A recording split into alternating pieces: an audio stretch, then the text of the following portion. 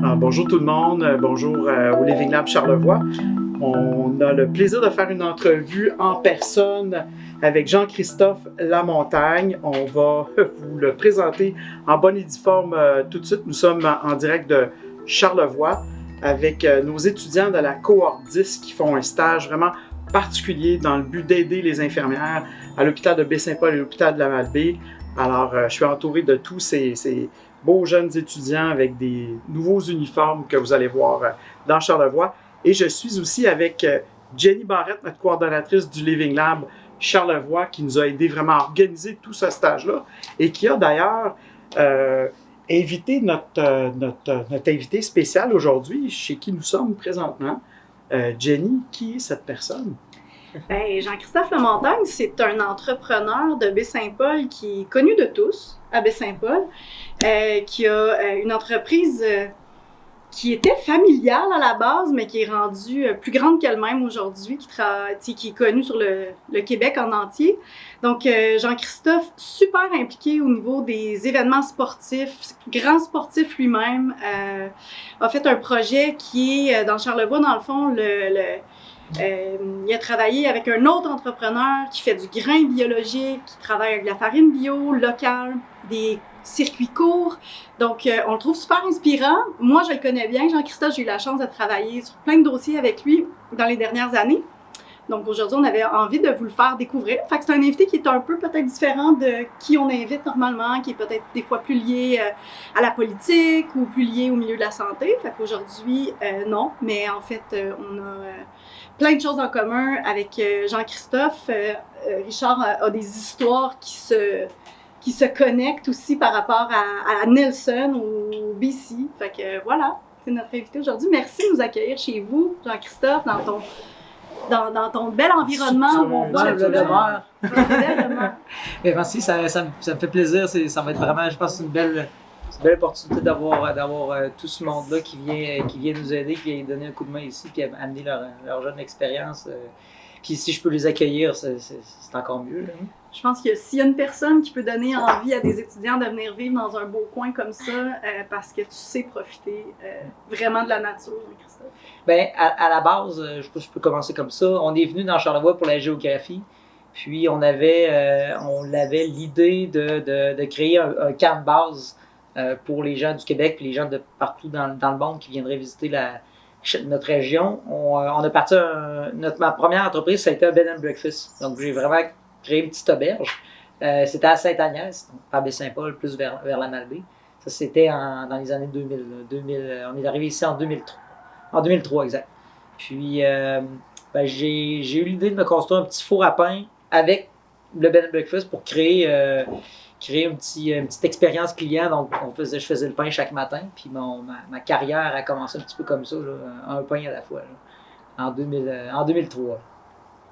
Et cette entreprise-là s'appelle, je ne sais pas si on l'a même nommé, Chacun son pain. Oui, Jenny l'a nommé. Ma boulangerie s'appelle À Chacun son pain. Chacun son pain. Tu avais aussi des... là, vous venez, juste pour que les gens le savent, vous aviez aussi des commerces où vous faisiez des sandwichs et tout. Vous avez vendu cette partie-là, je comprends. Oui, on a eu jusqu'à 3 succursales de vente, des boulangeries-cafés où on faisait de la restauration aussi. Okay. L'année dernière, sous le nom À Chacun son pain, l'année dernière, on a décidé de vendre deux succursales puis de se concentrer sur la grande distribution. Vraiment, là, la fabrication de pain.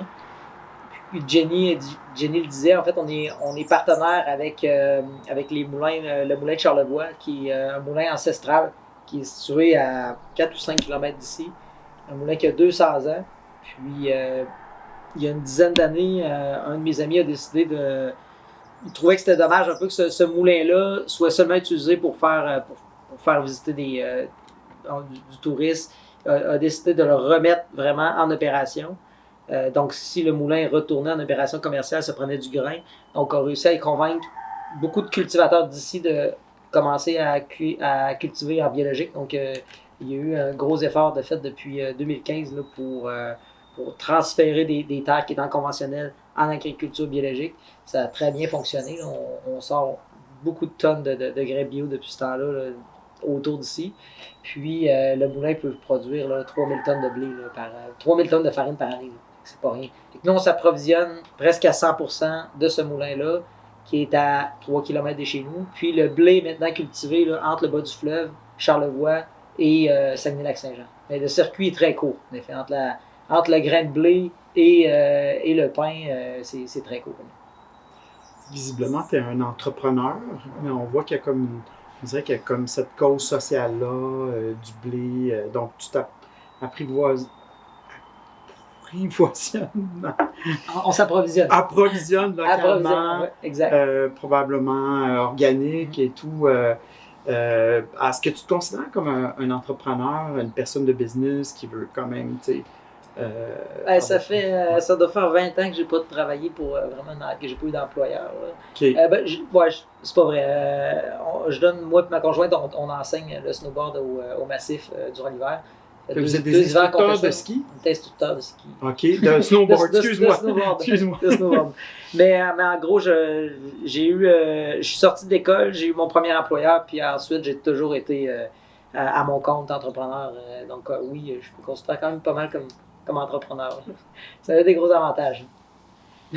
Puis, ce qui est en train de raconter Jean-Christophe tantôt, avec son bed and breakfast, puis son petit four à pain qui était juste là pour servir ses petits clients de son bed and breakfast, mais à un moment donné, tu t'es fait prendre à ta propre affaire, non? Il n'y a pas comme le monde qui faisait des détours pour passer dans ce rang-là pour acheter du pain. C'est que c'était vraiment pas prévu. Nous, on partait à bed and breakfast, ça m'intriguait. Quand on est arrivé dans la région, c'est vraiment la géographie qui nous a fait venir ici. On venait faire du vélo, on venait faire de la planche dans Charlevoix, mais on était à Montréal. On voulait un endroit montagneux. Moi, personnellement, j'aurais été m'installer dans l'Ouest. Ma conjointe voulait rester au Québec. Bon, il restait la Gaspésie puis Charlevoix qui avait des montagnes. Puis on n'avait aucune famille ici, aucun ami. Et c'est vraiment l'appel là, des montagnes, du fleuve qui nous a fait venir ici. Quand on est arrivé ici, on s'est vraiment littéralement laissé inspirer par la région. Il y avait beaucoup de fours à pain sur les terrains des gens. Vous allez en voir, en vous promenant, il y a tout le temps quelqu'un qui a un four à pain sur son terrain. Puis ça m'a intrigué au départ. Puis mon côté un peu scientifique, aéronautique, parce que c'est ma base, je me suis dit, de faire un produit comestible juste avec de la terre, du bois qu'on chauffe, de gérer le blé, l'eau, le feu, moi, ça m'a vraiment allumé. Puis les premières années, là, c'est ça que je faisais. Là. C'était vraiment là, de mélanger ces ingrédients-là, d'apprendre de tous les jours. Puis j'ai appris vraiment de façon autodidacte, là, la boulangerie, en me laissant inspirer de ce côté-là. Puis, comme Jenny, j'ai probablement intrigué beaucoup de gens on s'est mis sur la route des saveurs. Donc, la route des saveurs, c'est une route agro-touristique. Donc, il y avait un petit guide, puis les touristes ou les visiteurs pouvaient aller rencontrer des producteurs un peu partout. Puis on s'était mis sur cette route-là au départ. Donc, on a eu de la clientèle de cette route-là beaucoup. Puis oui, on a intrigué beaucoup de gens, beaucoup de boulangers qui sont venus me voir. Puis les rencontres avec d'autres collègues boulangers m'ont poussé à apprendre plus, puis à développer ce côté-là qui était très loin de ce que j'ai étudié. Là.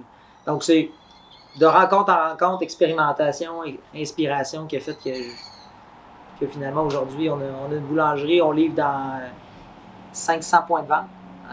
Tous les GA, les marchés de tradition, les Sobeys. Fait que ça a parti, les premières années, je faisais 20 pains par jour, puis là, on fait entre 5 et 8 000 pains par jour. Donc, c'est pas la même quantité. Alors, j'allais dire, jusqu'à quel point, à un moment donné, on prend la décision de, c'est pas exactement ça que je veux faire, t'sais. Parce que là, tu es rendu dans des grandes opérations quand même, 8000 pains, jusqu'à quel... Puis c'était peut-être, je sais pas si c'était ton idée de départ, mais visiblement, c'était de venir ici, de profiter du temps, profiter de la vie. Tu avais ton bed and breakfast qui finalement a été probablement dépassé par le succès du pain, si je comprends bien. Oui, après 5-6 ans, on a eu aussi, dans la période qu'on a eu le bed and breakfast, on a eu nos enfants. Donc, on a eu Mathis, Loïc, Élie, puis Camélia. Donc, après 4 ans, on était... pas après 4 ans, après presque... En 2010, on était 6 dans la maison de la famille, plus les touristes qui étaient là. Donc, ça faisait un petit peu trop de monde à l'auberge. On a décidé de prendre un pas de recul. On voulait avoir notre propre maison, puis notre tranquillité. C'était vraiment la boulangerie qui nous intéressait aussi, la nourriture, de nourrir les gens. Il y a énormément de bons, vous allez apprendre à les connaître, là, énormément de bons transformateurs ici. Là, je parle aux viandes biologiques de Charlevoix, au Labbé à la laiterie, Migneron, Madeleine. Donc, on est entouré des restaurateurs aussi, de personnes qui sont drivées par bien nourrir les gens. Puis ça, je pense que c'est ça qui m'a touché le plus. La géographie m'a fait venir ici, mais ce qui me fait rester puis qui a fait de moi un entrepreneur, c'est vraiment les gens qui sont ici de Charlevoix, qui sont fiers de leur terroir, de ce qu'ils font. Puis j'ai voulu embarquer là, dans cette vibe-là. Quand on est parti de Sainte-Agnès pour venir ici, j'ai été voir les principaux acteurs de l'agroalimentaire ici, puis j'ai été aller demander des conseils. J'avais 25-26 ans. Je leur ai demandé des conseils, puis tout le monde m'a dit, Jean-Christophe, viens-t'en, on va t'appuyer, c'est une bonne idée, ça prend des jeunes qui s'installent, qui ont des bonnes idées, viens-t'en, fais-toi-en pas, ça sera pas facile, mais on est là pour t'aider. Puis ça a été comme ça dans les 10 dernières années. Puis là, c'est le fun parce que c'est rendu moi qui va chercher des idées un peu partout. On se promène, on a un nouveau projet de centre de production dans Charlevoix qui va naître probablement l'année prochaine, une nouvelle boulangerie. Puis on s'est promené un peu partout dans le monde pour aller chercher des idées à droite et à gauche en robotique, en numérisation. Puis là, on les amène dans Charlevoix. Puis je pense qu'il y a des gens qui vont en profiter de ce savoir-là qu'on va chercher ailleurs. Puis ça a commencé avec un four à pain. Il y a quelqu'un dans mon voisinage qui m'a aidé, qui m'a dit oui, tu peux aller prendre de l'argile en arrière de chez nous, je vais t'aider à le construire. Puis de fil en aiguille, ça a fait qu'on va bientôt être des belles grandes entreprises de Charlevoix. Là. Moi, ce que je connais de JC, c'est que c'est un gars qui il voit vraiment grand. Tu sais, tu vois la finalité d'un projet, puis il est loin, ce projet. Mais je me souviens, il y a plusieurs années, tu rêvais que ton pain soit distribué partout au Québec, puis c'est là que tu voulais t'en aller. Puis aujourd'hui, c'est ça qui est arrivé, c'est ça qui est en train de se mettre en marche. Je pense que les entrepreneurs, une des grosses caractéristiques des entrepreneurs, c'est qu'on pense... On vit pas dans le présent, on vit tout le temps dans le futur. On est tout le temps... bon, aujourd'hui, demain, la semaine prochaine, dans un mois, c'est souvent... Moi, je suis chanceux, j'ai un super bon directeur des opérations, j'ai une bonne équipe. Au jour le jour, puis ce qui se passe la semaine prochaine, je m'en occupe plus ou moins. Moi, je suis vraiment dans l'année prochaine, dans 2 ans, dans 3 ans, dans 4 ans. Puis c'est qu'en étant capable de visualiser le futur, ben tu prépares ton futur là, aujourd'hui. Là. Donc, je pense que la majorité des entrepreneurs pensent comme ça, puis c'est comme ça qu'il faut penser aussi si on veut réaliser des belles choses. Mais quand même 8000 pains, 20 pains à 8000 pains par jour, il y a quand même une étape, là, c'est quand même tout un step qui s'est fait en très peu d'années en fait. Tu parles de robotisation, toute ta formation en aéronautique, probablement, ton intérêt pour tout ça aide la chose, mais ça te prend combien d'heures par jour? Je sais que tu as des directeurs d'opération, mais est-ce que tu prends beaucoup plus de temps maintenant que tu as 8000 pains versus 20 pains? C'est des cycles. Hein. Dans la croissance d'une entreprise, là, présentement, je travaille beaucoup sur le montage du projet, donc j'ai pas beaucoup de temps. Là. On court beaucoup, on travaille tôt le matin jusqu'à tard le soir, puis c'est pas du travail en fait, là, c'est un projet qu'on monte. Fait que pour moi, c'est ça qui est bien d'être entrepreneur, c'est que tu vas pas travailler. Tu montes des projets, puis ça avance. Puis, là, en ce moment, j'ai pas beaucoup de temps. Non. Quand les projets sont partis, comme il y a peut-être 3 ans, la boulangerie, là, c'était assez stable. Là, on peut se permettre de prendre beaucoup plus de temps. Là. On prend quelques semaines de vacances par année. En ce moment, c'est de l'adrénaline. La semaine passée, j'étais à New York pour aller visiter 2 boulangeries et un équipementier. Là, ben, je m'en vais passer 2 mois à l'extérieur de la région, en Colombie-Britannique. Après, demain, je vais être à Toronto. Je fais une escale d'une journée. Je teste l'équipement à Toronto chez un équipementier qui est là. Puis après ça, on s'en va. Mais tout est calculé. Il n'y a pas beaucoup de marge de manœuvre là, dans certaines périodes. Mais on aime ça comme ça. C'est correct. On vit bien avec ça. Puis on t'entend dire « on » beaucoup, puis tantôt. Puis t'es pas tout seul dans cette aventure-là? Non, ma conjointe et moi, on a monté tous nos projets ensemble. Donc on est depuis qu'on se connaît, on s'est connus chez Rolls-Royce Canada. en aéronautique. C'est l'endroit que j'ai passé quelques mois à travailler dans mon domaine là, que j'ai étudié. Annick travaillait là, donc on s'est connus en aéronautique. Puis au bout d'un certain temps, ça me plaisait moins. Je trouvais que c'était un peu un numéro là, dans une grande machine. Donc on est parti, je l'ai débauché, puis on est parti 2 ans là, en voyage. Fait que durant ce 2 ans-là, ben, en fait, à partir du moment qu'on a quitté Rolls-Royce, on a toujours été ensemble sur tous les projets. Annick s'occupe de tout ce qui est opération, mais marketing, publicité, recherche et développement côté de la nourriture, faire les recettes et tout ça. Donc, Annick et moi, on est là-dedans depuis le début. Là. Puis ben, mes employés, c'est sûr et certain que je ferais rien sans les employés. Là. Donc on a des employés clés qui nous suivent depuis des années aussi. Là. Et tu as combien d'employés en tout? Tu sais, si tu considères toute la distribution, tout le... Ben, quand on avait les 3 succursales, on a monté jusqu'à presque 100 employés. OK. Bon, l'été, on a plus d'employés temporaires. Là, en ayant seulement le centre de production, on est 20 actuellement. 22. Donc, une petite équipe d'administration, puis on a 14 boulangers. C'est même pas beaucoup de personnes pour... Non, c'est peu. On n'est pas très automatisé, mais ça roule bien. Hein. C'est assez efficace. Là. Au Québec, on a probablement la plus petite boulangerie semi-industrielle. Là. C'est très compact. On est situé à la Maison-Mère des Petites Franciscaines. Donc, on a été la première entreprise, je pense, à louer un local là-bas. Donc, l'espace était dédié à un start-up. Notre start-up est presque terminé. On va pouvoir bientôt passer à une autre étape. Mais ça fait 6 ans qu'on est là à la Maison-Mère. Puis c'était idéal quand on a commencé. Là, ça commence à être un peu petit. Mais c'est la raison pourquoi on a... en fait, la raison principale pourquoi on gère tout le temps une croissance. C'est pas nécessairement pour avoir des meilleurs moyens, c'est pour régler la plus grosse problématique de toutes les entreprises actuellement, c'est la main-d'œuvre. Donc, mon objectif principal en ce moment, c'est de créer un environnement de travail et des conditions de travail les meilleures du marché. C'est mon objectif numéro 1. C'est pas de vendre plus de pain, c'est pas de faire plus d'argent, c'est vraiment de créer la meilleure ambiance, la plus belle boulangerie.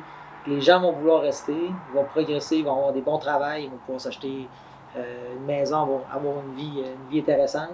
Puis l'artisanal, des fois, ne le permet pas. C'est plus dur un petit peu. En automatisant, oui, il y a des gens qui vont dire que c'est moins artisanal. J'ai ma théorie là-dessus, je trouve pas du tout, en fait. Mais ce que ça permet, c'est que ça devient plus rentable. Donc, on peut offrir la condition de travail aux employés. Puis c'est ma grosse motivation de réussite. Là. Plus que tout. Là. Oui, d'avoir plus de produits sur le marché, des produits santé, c'est intéressant. Parce que nos produits je considère que c'est dans les meilleurs produits qui sont sur le marché, pas parce qu'ils sont biologiques, mais dû à l'approvisionnement local. Il y a des années qu'il y a presque la moitié de la farine du grain, qui vient de Charlevoix. Donc, dans un rayon de peut-être 40 km. Puis ce pain-là se retrouve partout au Québec. C'est cultivé, c'est moulu sur pierre ici, puis c'est panifié dans un très petit rayon. Donc, pour moi, ça fait en sorte que le produit est vraiment haut de gamme et vraiment de qualité. Là. Puis oui, j'aimerais ça qu'il y en ait plus sur le marché, des produits comme ça. Et, donc, mais si on revient à la raison pourquoi vous êtes venu dans Charlevoix, c'est vraiment la géographie, profiter de tout cet environnement absolument féerique. Est-ce que tu en profites? Tu as parlé de... Est-ce que tu en profites? Oui, j'en profite. Ça dépend des périodes toujours, mais disons une période que j'ai le temps, là, on va être... les enfants, la fin de semaine, l'hiver, les enfants étaient élevés au massif. C'est les 2 jours, puis en option la journée de tempête, quand il y a des tempêtes. C'est un autre bon avantage d'être entrepreneur. On peut tasser nos meetings quand il y a une tempête de neige. Donc, l'hiver, c'est sûr et certain, on est sur les pentes, là, au moins 2 jours par semaine. Puis, l'été, c'est beaucoup... notre sport, nous, c'est le vélo de montagne durant l'été. Fait qu'on est 2 à 3 jours par semaine. On part de chez nous, puis on va rouler au Génévrier, à Saint-Urbain. Donc, anciennement, c'était beaucoup camping aussi. Il y a énormément bon, on a 2 parcs nationaux. Il y a de la place en masse. Il y a oui, j'en profite quand même. Parce que c'est beaucoup. intéressant, on parle à des médecins de la région, en fait, puis, mais de plusieurs régions. Puis ils nous disent, tu sais, je suis venu parce que c'était super beau, mais soudainement, je fais tellement de garde, je suis tellement pris par la charge clinique, parce qu'on n'est pas nombreux, que j'ai l'impression que j'ai pas beaucoup de temps d'en profiter. Mais ma famille en profite, puis on le voit. J'avais le souci que ça... Mais ça t'est pas arrivé? Ben, j'ai des périodes que j'ai vraiment pas le temps, mais Okay. c'est de prendre je pense que c'est de prendre une routine de vie. Bon, le matin ou le soir, tu dis, OK, à telle heure, je suis dehors, je fais une activité. C'est difficile, là, c'est facile à dire. Là. Il y a des périodes que pendant un mois et demi, je fais rien, mais majoritairement du temps, là, on prend le temps, là, on prend le temps de sortir. Oui, c'est ça. Et là, vous allez en profiter à Nelson, en Colombie-Britannique. Jenny en a parlé un peu tantôt. Fait que pour ceux qui ne le savent pas, dans le fond, si on est ici aujourd'hui, c'est vraiment parce que, j'ai pratiqué ma première job comme médecin, c'était à Nelson, en Colombie-Britannique. Et puis, j'étais chef de l'urgence. Et il y a eu beaucoup de coupures. C'est avant la nouvelle urgence, la nouvelle hôpital. Pas le nouvel hôpital, c'est la nouvelle urgence. Et il y a eu beaucoup de coupures. On a essayé vraiment de défendre les droits des patients. On participait à plein de comités. On a écrit des lettres dans le journal. On a tout essayé. À un moment donné, plusieurs médecins ont démissionné. Et même nous, on a décidé de quitter parce qu'on avait même peur pour notre sécurité. Parce qu'on savait, tu sais, les rouages, si j'étais à l'accident, ça va être difficile. Il n'y a pas de chirurgien, il n'y a pas de soins intensifs. Ils ont fermé la psychiatrie interne. Il n'y avait pas de scanner dans le temps. D'ailleurs, le scan chez vous a été beaucoup inspiré de l'histoire de Nelson. Okay. Et c'est comme ça qu'on a commencé à travailler dans Charlevoix. C'est parce que des gens de Jean-François Racine, qui est ton voisin ici, habitait dans mon sous-sol à Nelson. Il était venu dans ça. Et puis, il déménageait. Quand il est revenu ici, nous aussi, il a dit, bon, il va y avoir des coupures en traumatologie à Baie-Saint-Paul. Tu veux-tu nous aider? On commence à la chaire de recherche en médecine d'urgence.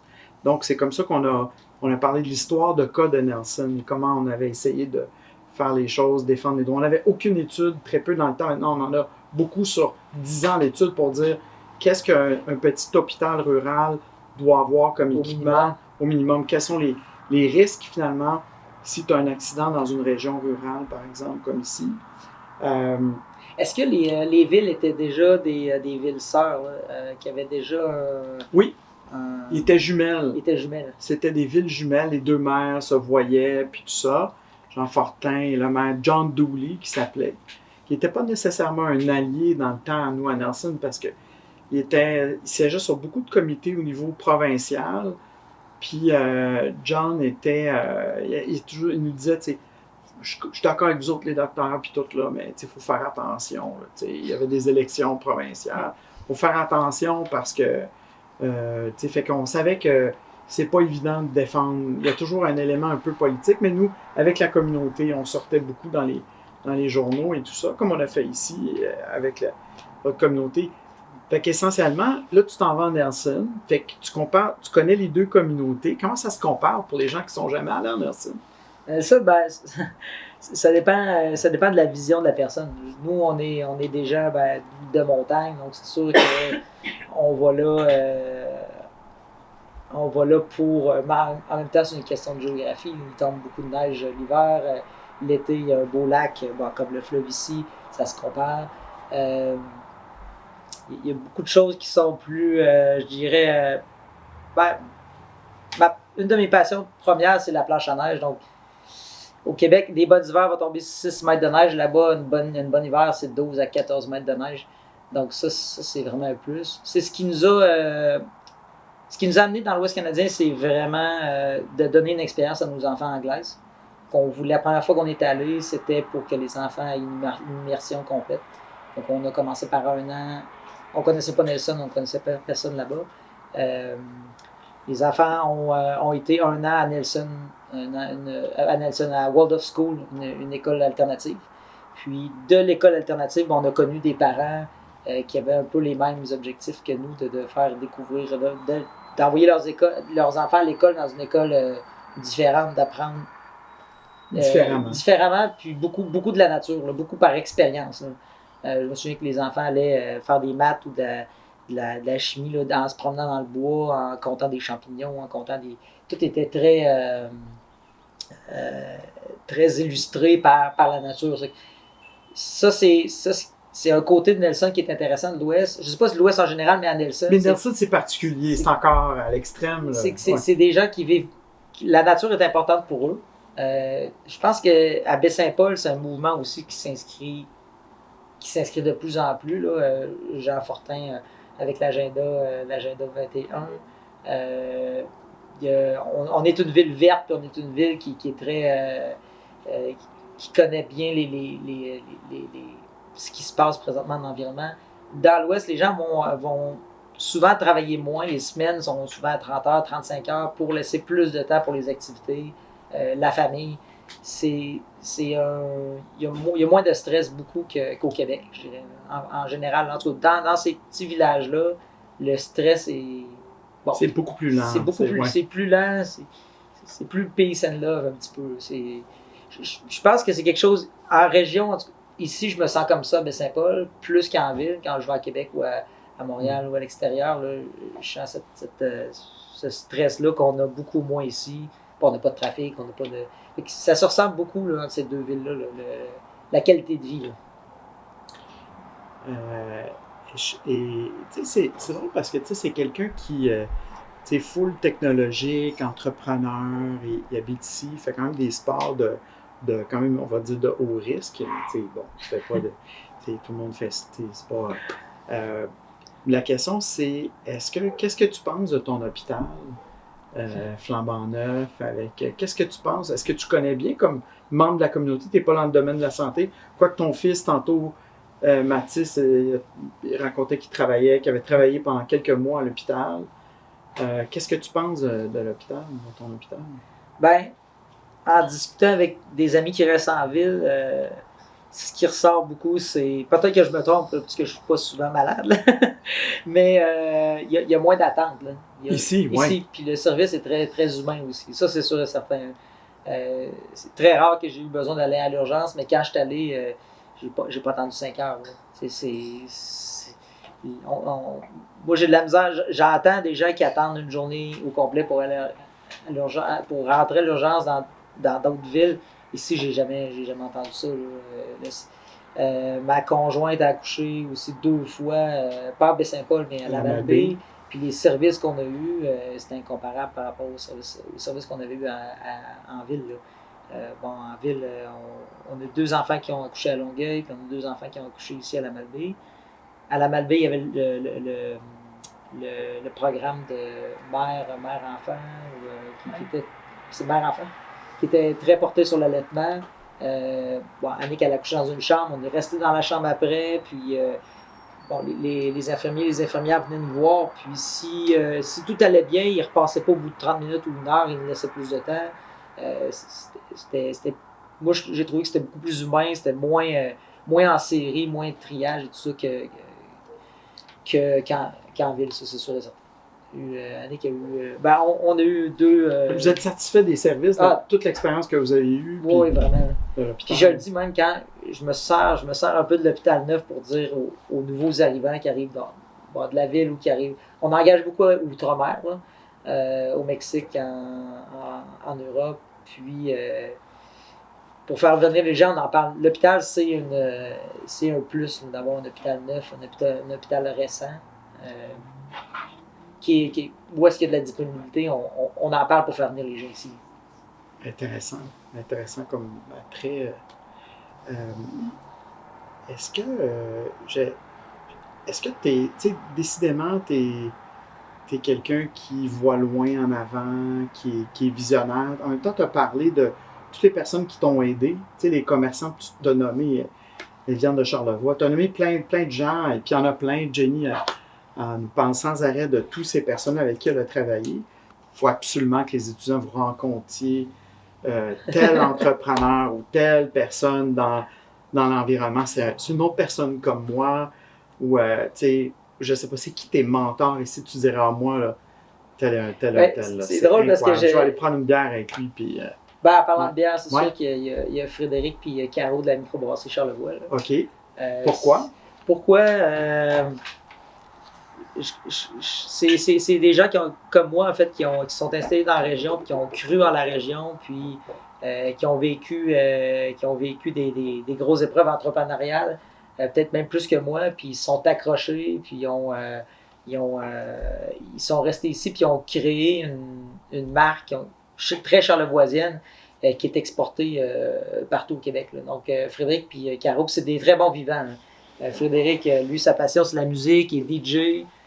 Dans son prochain projet on risque de se construire, en fait on va se construire probablement côte à côte ici en ville en même temps.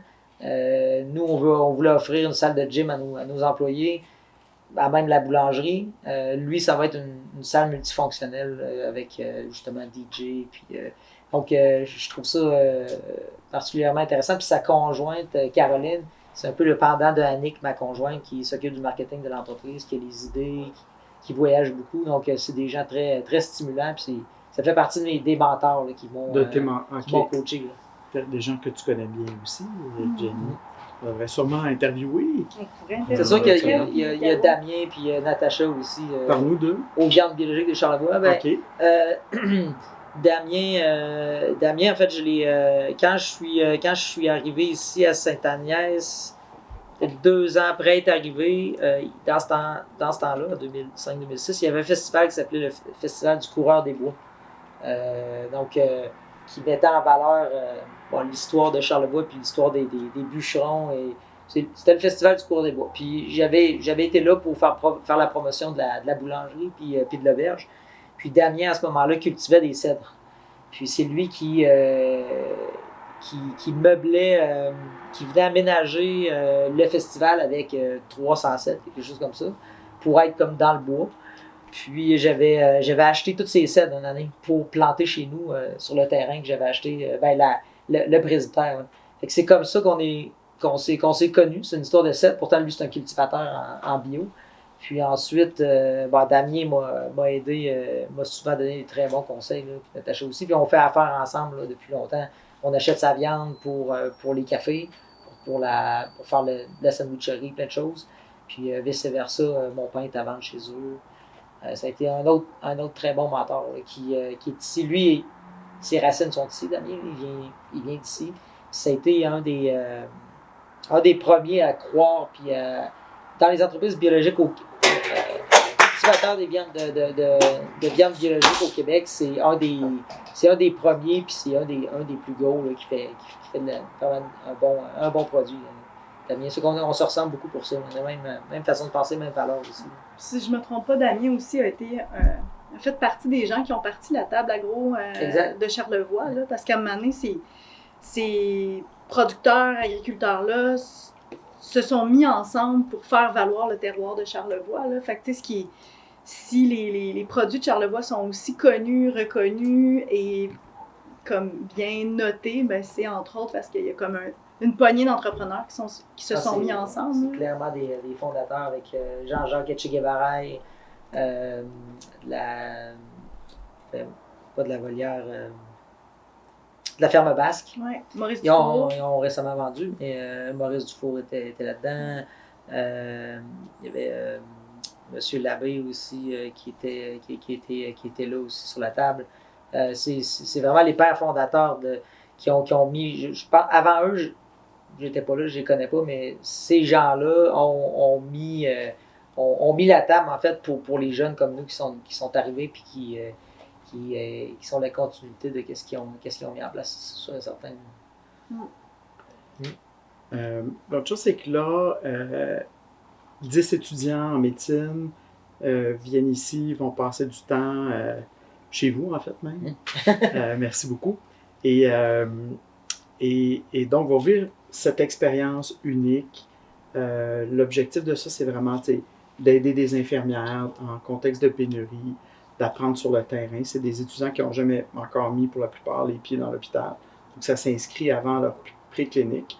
Ça s'inscrit aussi dans l'idée générée par plusieurs cohortes d'étudiants avant, hein, dans le Living Lab, qui est vraiment, tu sais, il y a plusieurs milliers d'étudiants, il y a quelques milliers d'étudiants en médecine qui sont disponibles avant dans la clinique, puis il faudrait peut-être utiliser leur expertise, mais leur montrer comment fonctionne un hôpital avant même qu'ils rentrent sur le terrain.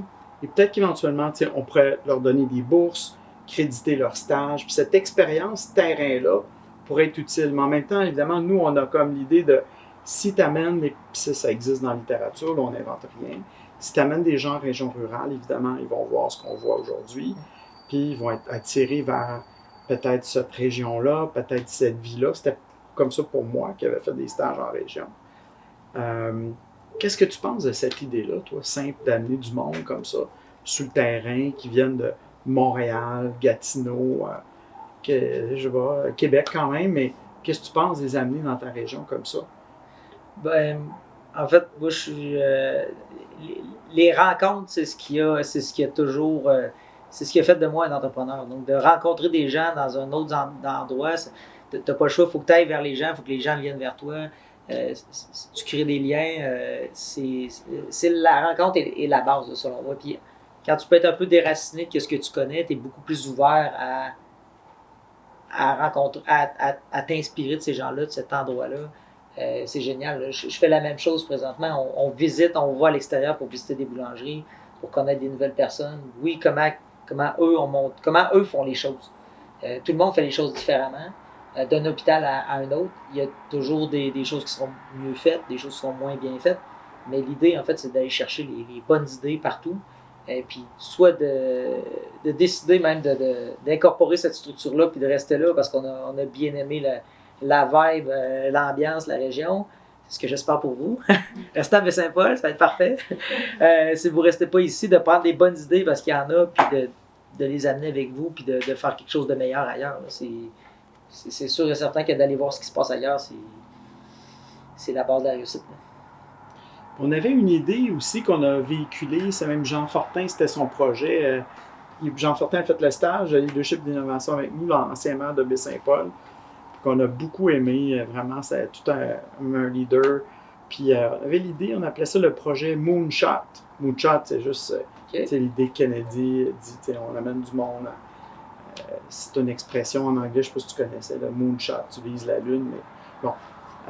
Puis l'idée, c'était vraiment, comme une pénurie de logements. On n'avait pas de local dans les Living Lab. Jean avait dit, vous devriez être beaucoup plus visible localement. Vous existez virtuellement.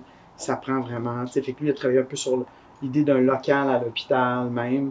On avait dit, peut-être que ce serait intéressant d'avoir même un local avec un espace vraiment magique où les gens voudraient venir.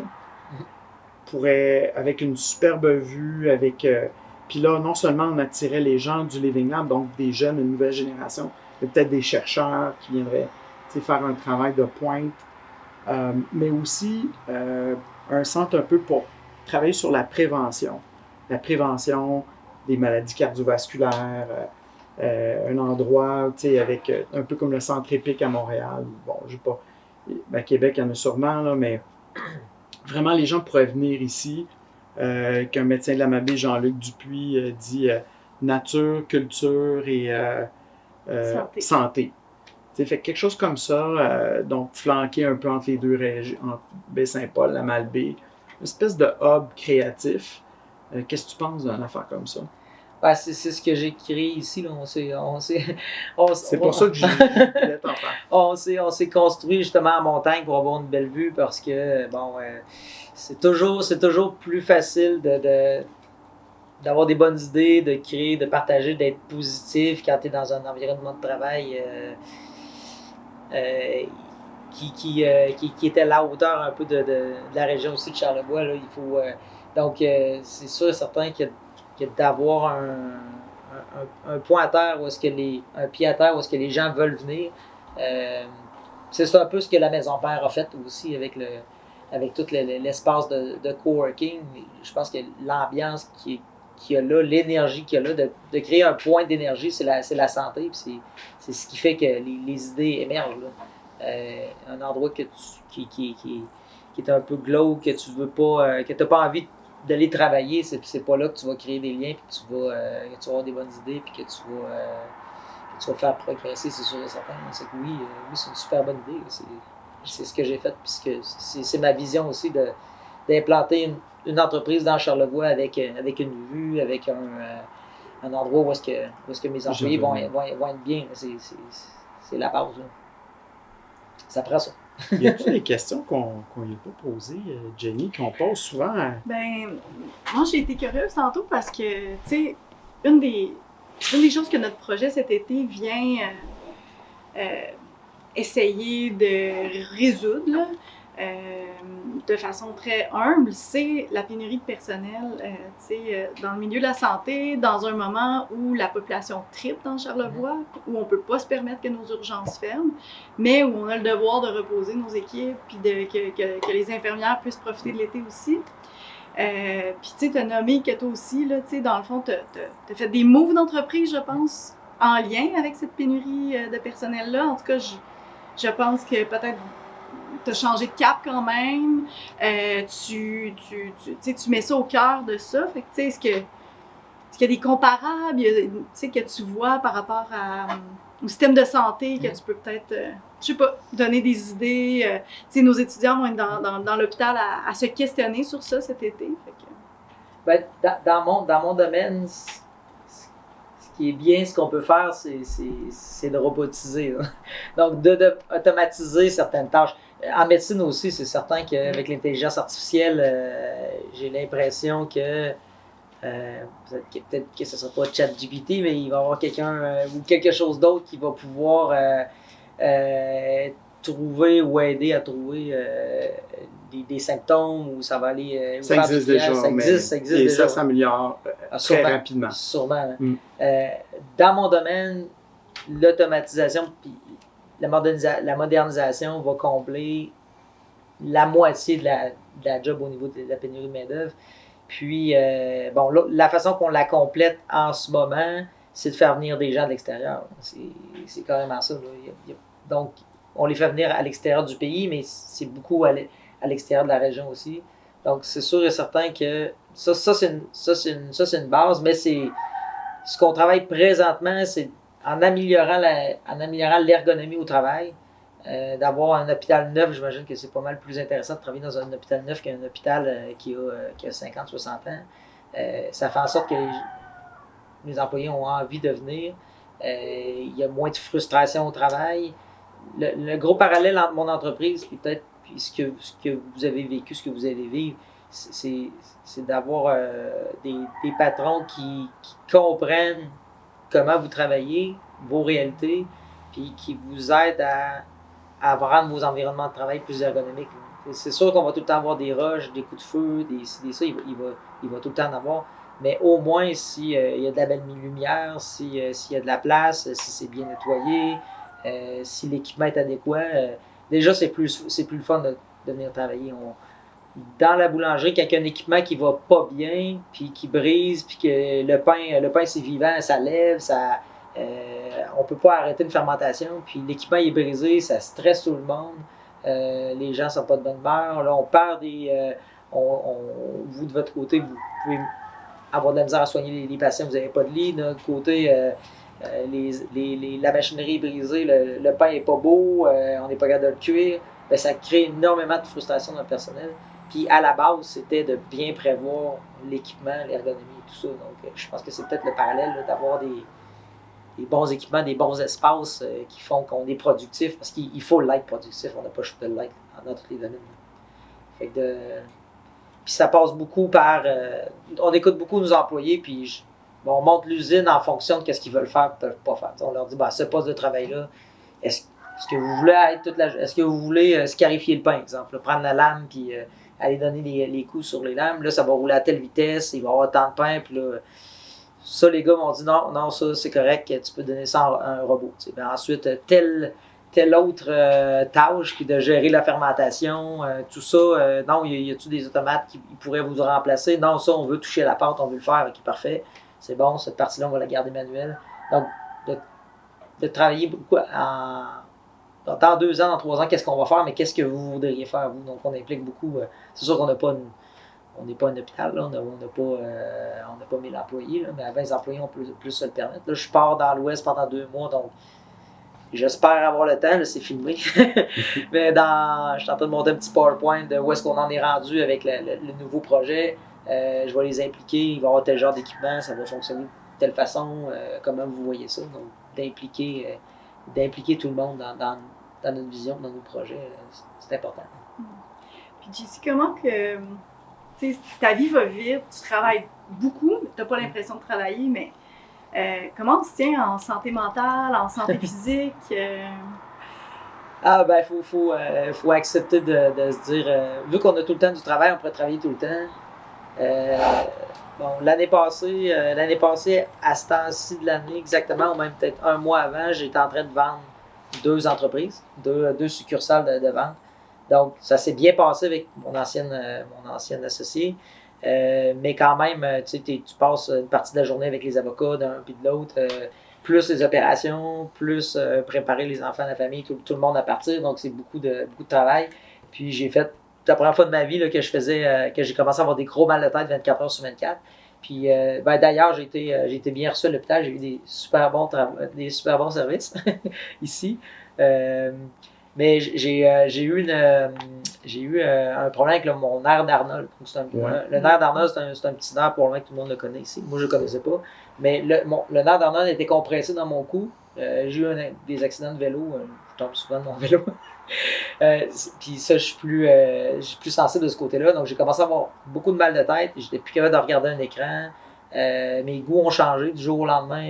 Je buvais plus de café, je mangeais plus de fromage. J'étais un grand amateur de fromage. Puis, café, j'en prends pas trop, mais j'en prends tout le temps un le matin, plus de café. Pas capable de dormir. Puis, c'est vrai, je me suis rendu compte que c'est le travail. Cette année, ça m'a pris 2 mois de diagnostiquer ça, le nerf d'Arnold. Parce qu'au début, j'ai même pensé que j'avais le cancer du cerveau jusqu'à un certain point. Parce que personne ne trouvait rien. Finalement, ça s'est résolu. C'était juste ça. Ça s'est résolu en faisant plus d'exercices physiques, en m'alimentant mieux, en prenant, pas en dînant à 4 heures, puis en oubliant de déjeuner le matin. Donc, en prenant des bonnes habitudes de vie. Cette année, ça a recommencé. J'ai commencé à avoir des petits mal de tête. Tout de suite, j'ai arrêté. OK, yoga, randonnée, marche. Mais il faut s'arrêter dans la vie. Parce qu'on peut avoir... On peut travailler 24 heures sur 24 quand tu es entrepreneur. Mais il faut que tu te dises, wow, j'arrête. Même si ça ne me tente pas, même si c'est stressant, je prends mon vélo, je vais rouler.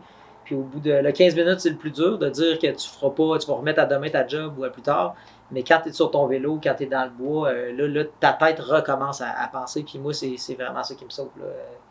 De prendre 1 heure comme ça de temps en temps, ou 2 jours, ou 3 jours. Puis de prendre un petit temps d'arrêt aussi loin des opérations, 2 mois l'été. On travaille quand même, mais à la place de travailler 60 heures, 70 heures, on en travaille 25-30. Puis on est dehors sur le lac, on est dans la forêt, on est avec les enfants. Puis ça, c'est un peu un pèlerinage qu'on fait à chaque année. On s'oblige. Certains entrepreneurs de la région qui nous voient, des vieux de la vieille, comme quoi on décroche, on ne s'occupe pas de nos entreprises, puis on est un peu jugé. Mais c'est une autre façon de penser. Mais nous, ça nous prend ça. Si je décroche pas, je t'offrais pas, c'est sûr et certain. Arnold, il va te choquer. Arnold va choquer, exactement. Il faut décrocher. Puis on le fait l'hiver aussi. On part avec les enfants, avec toute la famille. Anciennement, c'était 1 mois. Les enfants pouvaient banquer une semaine et demie d'école. C'est de plus en plus dur. Bon, ils ont des activités, sont en sport études, c'est un peu plus lourd. Là. Mais on prend quand même un bon 3 semaines. On prend le temps en famille. Puis on laisse les opérations ici à la direction, puis aux bons employés qui font la job. Puis on fait une coupure à chaque année. C'est un peu une retraite là, obligatoire. C'est mon secret là, de survie. Fait que Jean-Christophe, en passant, on peut te faire une infiltration. T'en as-tu une? Une au infiltration. niveau du nerf lambda. On fait ça même à l'urgence. Ah ouais? OK. Ah. Fait que À date, j'en ça ai peut pas besoin. t'aider, C'est cortisone. quand même puis, bien. fait que on pourrait t'infiltrer puis tu pourrais travailler tout le temps. Ah ouais, tout le temps. OK, non, c'est bon, c'est correct, coupé. Couper ça. Ceci étant dit, tu parles du sport, du yoga. Ça, c'est une stratégie importante pour la gestion du stress. Moi, une des meilleures, selon beaucoup d'études vraiment intéressantes. Aussi efficace que la psychothérapie, les médicaments pour l'anxiété, la dépression. C'est très puissant. Il y a beaucoup d'études, il y a d'excellents livres écrits là-dessus. Puis, L'année ouais. que j'ai eu un problème avec mon nerf d'Arnold, j'avais pas fait ma session de yoga de toute l'automne. Hein. Parce que je me prépare à la saison de snowboard avec le yoga. Les étirements, parce qu'en snow, bon, tu peux, on tombe pas tant que ça, mais quand on tombe, on déboule. Puis c'est beaucoup. Faut garder notre souplesse. Là, puis avec l'âge, le yoga, c'est une très bonne façon de garder la souplesse. Et ben, si c'est une habitude de vie, juste de prendre le temps de penser à respirer de la bonne façon, ça c'est. On le fait pas, là. On coupe nos mots, on s'en retient beaucoup, on est très crispé, puis pas des sports, mais des activités comme ça font en sorte qu'on se replace un peu le chakra, ça fait du bien. Là. J'en fais pas à l'année, une saison, puis c'est déjà assez, ça fait déjà une énorme différence. La preuve, j'en ai pas fait pendant une saison, puis j'ai eu ce problème-là de santé. Fait que c'est la base, ça c'est certain. Puis on a une personne à côté de nous qui n'est pas à vendre sur l'idée du yoga. Je sais pas si Jessie sait. Non, c'est une prof de yoga aussi, elle a une formation avancée en yoga. On n'en manque pas de prof de yoga. Même pas. J'en donne pas, mais elle est certifiée mur à mur. Dis-moi, en terminant, avant de laisser la chance peut-être à quelques étudiants de poser quelques questions, si tu as du temps, encore quelques minutes. Ben oui. C'est sûr que le temps va vite. On passe de. La vie va vite, tu l'as dit, là, mais quand même, tu profites bien de la vie. Mais ma question, c'est que tu peux te rappeler il y a 10 ans, tu étais où, Bed and Breakfast, et le temps est passé rapidement. 20 ans déjà. Ben, ça a passé vite. C'était en 2003, on a parti de Bed and Breakfast. Donc ça a passé vite toutes ces années. C'est pas mal. Fait que tu peux imaginer le nombre d'années. Fait que la question souvent, c'est toujours on pose la question, est-ce que tu fais ce que tu veux vraiment faire, d'une part? As-tu des rêves que tu veux réaliser? Puis, troisièmement, je te dirais, comment tu veux qu'on se rappelle de toi, de ta présence? OK. Ben, je pense que j'ai déjà commencé, sans aucune prétention, à laisser un peu ma marque ici dans Charlevoix. Là, la preuve où la maison est située sur la rue du Fournil. Puis, un fournil, en fait, c'est une boulangerie. Là. Donc, le comité de toponyme de la ville de Baie-Saint-Paul a décidé de nommer la rue à ce nom-là. Je sais pas pourquoi. Mais quand on s'est construit, on était la première maison. La rue avait pas de nom encore. Là. Donc, c'est peut-être une première petite trace que j'ai laissée à Baie-Saint-Paul. Ce que je voudrais, en fait, dans mon objectif d'offrir des meilleurs emplois encore, ce serait de créer une entreprise forte, que les gens vont s'en inspirer pour faire peut-être encore mieux, j'espère mieux qu'on a fait.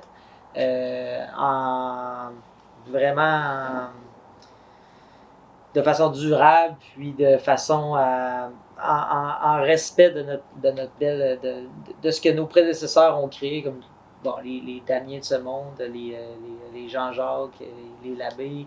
Donc, de faire une certaine suite. Donc, si j'ai quelque chose à laisser ici, c'est de créer une entreprise, puis de créer des emplois, puis de créer une source d'inspiration pour les prochains entrepreneurs, les jeunes qui vont se demander, les entrepreneurs et les gens de service, qu'est-ce qu'on fait ici? Tant qu'à être ici, il faut le faire bien, il faut le faire autrement. C'est peut-être d'ouvrir les pensées sur d'autres choses. Parce qu'il y a énormément de jeunes qui partent de la région, qui ne reviennent pas.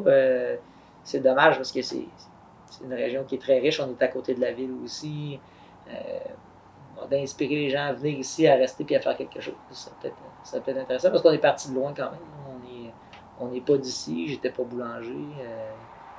des opportunités, il y en a énormément, il y en a plein. Il faut juste les prendre et essayer de faire quelque chose de bien avec ça. Merci beaucoup. Là, traditionnellement, ce qu'on fait, c'est qu'on ouvre aux questions de la foule qui est ici en présence. La foule. Alors, on a une question aussi d'Alexandre. Est-ce que tu veux qu'il vienne s'asseoir? Ou... Non, c'est correct, c'est correct. Okay. Ben, c'est ça, tu mentionnais que tu as fait de l'aérospatial, l'aéronautique. Je trouvais ça intéressant parce que c'est un peu... J'ai fait ça aussi dans mon parcours. Je suis ingénieur, puis là, j'ai changé de profession un peu comme toi. Mais là, je me demandais comment tu es passé de l'aéronautique à, justement, te partir un bed and breakfast dans le Charlevoix. C'est quoi le thought process? En fait, ça a été un peu aidé par l'environnement. C'est qu'on a été engagé, moi j'ai été engagé dans une compagnie d'aéronautique à Montréal. Il y avait eu des grosses subventions pour former des jeunes sur un moteur en tant que tel. Et une fois que les jeunes ont été formés, ils n'ont pas eu le contrat. Donc, il y a eu beaucoup de jeunes qui sont rentrés. Les plus vieux dans l'entreprise ne voulaient pas perdre leur place, ne voulaient pas se faire tasser, donc gardaient beaucoup le travail. Donc, nous, on se retrouvait avec des grandes journées que je pouvais travailler peut-être 1 heure, 2 heures dans la journée. J'étais quand même payé pendant 8 heures. Donc, j'ai commencé à lire des Lonely Planet de l'Amérique du Sud. C'est un endroit qui m'intéresse beaucoup. Il y avait des grandes montagnes. Donc, au bout d'un certain temps, à moins travailler, à être... quand il n'y a pas de travail, là, c'est pas très intéressant. Donc, je passais beaucoup plus de temps à étudier l'espagnol puis à lire des cartes puis à préparer finalement le futur que d'être dans l'entreprise. Donc, je suis parti, j'ai voyagé. En voyageant, on s'est fait héberger par des gens merveilleux. Puis pendant 2 ans, quand on est revenu au Québec, il y a eu le 11 septembre aussi, là, pendant cette période-là. J'étais en Californie quand ça s'est passé. Je travaillais sur une ferme biologique. Là, je faisais du roofing là. Donc, ça ne tentait pas tant que ça de revenir en aéronautique. Il y a eu la crise aussi. Puis, quand je suis parti aussi, on commençait à travailler sur des moteurs de drones américains qui allaient probablement faire la guerre. Donc, ça, c'était moins dans mes valeurs. Donc, il y a eu une petite cassure. Je suis vraiment un gars qui aime la science, la technologie. Mon deck en aéronautique, ça m'a servi énormément. La maison aussi, je l'ai dessinée sur AutoCAD parce que je connais AutoCAD. Donc, ça me sert tout le temps. Ça me sert toujours. Mon background me sert toujours. Puis même encore plus maintenant qu'on est en voie de se construire un centre de production automatisé, je comprends bien les mécanismes et tout ça. Donc. Mais ce qui m'a amené vers la boulangerie, c'est vraiment un peu le retour à la terre, de me mettre les pieds dans la terre en Californie sur une petite ferme bio là, à Ocean Beach. Les rencontres que j'ai faites, quand on est revenu au Québec, on a appris de ce qu'on avait vu à l'extérieur. On a été dans plein d'auberges, plein d'hôtels, on a créé notre petit hôtel, puis on s'est parti le petit côté biologique. Je voulais transformer de la farine en pain de façon biologique, donc c'est ce que j'ai fait. Donc c'est vraiment les voyages, les connaissances, d'aller voir à l'extérieur qui m'ont amené à changer mon métier, puis à faire quelque chose à nourrir les gens, parce que c'est un peu ça. J'en ai pas trop parlé, là, j'ai parlé beaucoup des employés, pourquoi c'était quoi mon rêve, qu'est-ce que je voudrais laisser, une belle entreprise que les gens veulent venir travailler là, mais on nourrit les gens, là, donc on a le devoir de faire les meilleurs produits. Le pain, c'est la base de l'alimentation humaine depuis des centaines, voire des milliers d'années. Donc il y a quelque chose de sacré là-dedans. Je suis pas très catholique, là, mais il y a quand même quelque chose de très spirituel à faire du pain. Il faut bien le faire, il faut connaître d'où viennent le grain, les ingrédients. On fait une ciabatta. Une ciabatta, normalement, c'est fait avec de l'huile d'olive. Des oliviers, il n'y en a pas beaucoup ici, donc on a décidé de faire ça avec de l'huile de canola. Puis il y a une ferme au Saguenay-Lac-Saint-Jean qui cultive du canola. On prend leur huile de canola bio pour mettre dans nos pains. C'est ce qui m'a amené vraiment à la boulangerie, là, c'est de faire quelque chose de mes mains avec ce que la terre peut nous donner. C'est un peu ça. Ouais. C'est ce qui m'a permis de passer de l'aéronautique à la boulangerie. Ben, c'est super intéressant. Quelle bonne question. Oui. C'était dans notre angle mort. On va dessus. Une autre question? Oui, moi, je me demandais, en tant qu'entrepreneur, c'est quoi le plus gros défi que vous avez dû surmonter, puis qu'est-ce que vous en avez appris? Le plus gros défi, en fait, c'est de perdre des employés. Je pense que c'est quand les employés quittent l'entreprise, puis on n'a pas été capable de les retenir ou on n'a pas été capable de leur faire comprendre c'était quoi. C'est arrivé beaucoup dernièrement, là, durant la COVID. Là, il y a eu beaucoup d'excès. Puis avant la COVID, on faisait venir des Européens, des jeunes qui arrivaient ici. Ils faisaient leur contrôle complet, ils faisaient 2 ans. Puis ensuite, ils décidaient s'ils s'en allaient ou pas. Depuis la COVID, j'ai eu... Pourtant, mon speech est le même. Même, je pense que je gagne l'expérience à interviewer des gens et à faire des entrevues. Les gens arrivent ici, puis c'est arrivé une fois que la personne est arrivée ici. Première journée, elle m'a dit non, ça fera pas, je m'en vais. Ouais. C'est parce que ça a pris 6 mois de faire venir ici. Puis là, tu me dis non.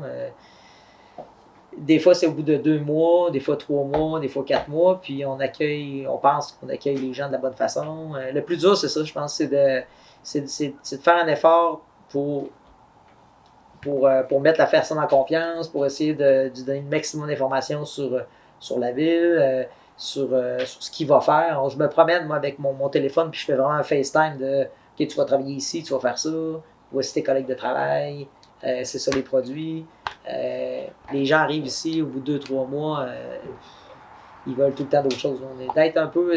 Des fois, on sent un peu la porte d'entrée, puis après ça, les gens sont ici, ils sont sur le terrain, ils vont en ville, ils vont un peu partout, puis là, je pense que c'est ça le plus dur. C'est vraiment d'accueillir des gens, puis qu'il n'y a comme aucune reconnaissance. Là, ils s'en vont un peu partout, puis tout a été juste un passage. Là. Ça, c'est un peu plate. Là.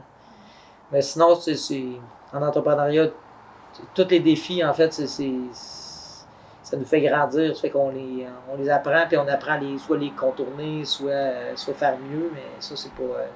il y en a tous les jours. Mais c'est vraiment au niveau humain, je pense. Plus dur. Bonne question. En même temps.